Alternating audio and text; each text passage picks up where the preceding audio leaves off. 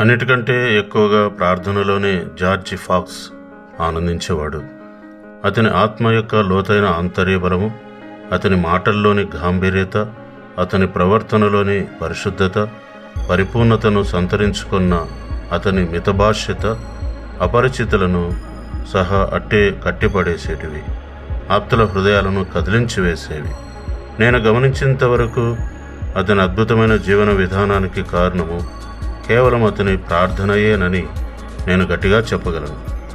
నిజంగా అదొక అద్భుతమైనటువంటి సాక్ష్యం. ఇతరులతో కలిసిమెలిసి జీవించడం కంటే ప్రభువుతో కలిసిమెలిసి జీవించడమే అతనికి తెలుసు. ఇతరులతో తన సమయాన్ని గడపడం కంటే ప్రభువుతో తన సమయాన్ని గడపడమే అతనికి తెలుసు. ఇతరులతో సన్నిహితంగా ఉండడం కంటే ప్రభువుతో సన్నిహితంగా ఉండడమే అతనికి తెలుసు.